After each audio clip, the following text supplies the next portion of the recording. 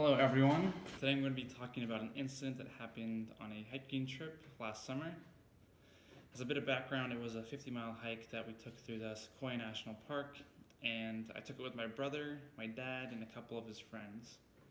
And both my dad and my brother have kind of a bit of experience with backpacking. They both have done a ton of long hikes, and they're both actually Eagle Scouts now. And I, at that point, didn't really have any experience with hiking, so it was a very new kind of experience for me.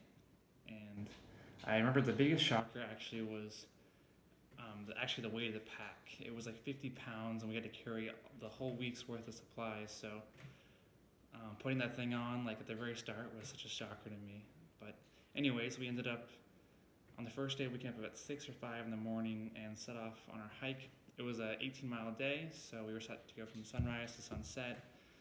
And after about 2 or 3 miles, I kind of got used to the pack weight and was just hiking with the rest of the group.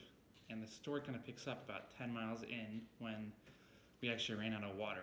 And water is really important on the 50 because you're lugging around all this weight in the summer heat and you're sweating a ton. So it's really important that you stay hydrated.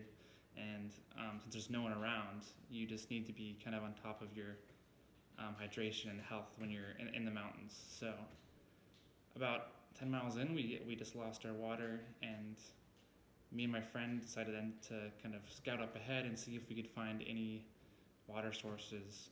So we ended up hiking a mile up to the top of this hill, and we kind of just saw the whole entire valley below us. And about 5 miles or 6 miles still ahead, we saw this river kind of running down the side of the valley. And at that point, we were already ahead of the rest of the group, and we were like, let's just keep going and bring water to the rest of the group. So we set off, and it ended up being a little bit more than 5 or 6 miles because we had to cut around some hills. But about 5 miles down, my friend actually got tired and had to take a break on the side of the trail. But at that point, I was just too invested to kind of stop and kept on with the hike. And I got about a mile or so from the river that was going through the valley, and there was this deer in the middle of the trail, and it had these big old antlers and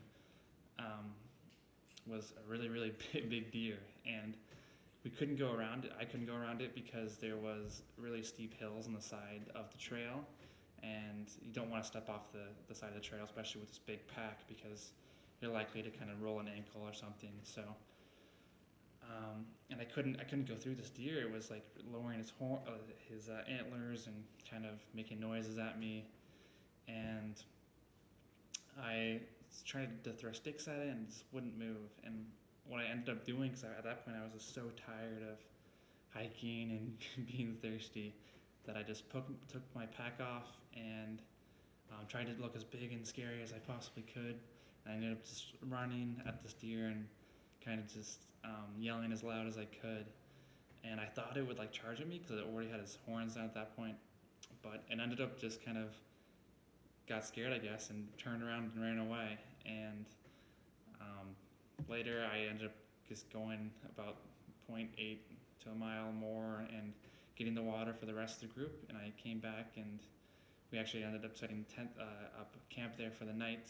And the rest of the trip went really smoothly besides that first day. So it was kind of a welcome call to the rest of the trip, actually. And after that whole incident and the rest of the hike in general, I kind of realized that I'm capable of a lot more than I think I am when I kind of put my mind to certain things.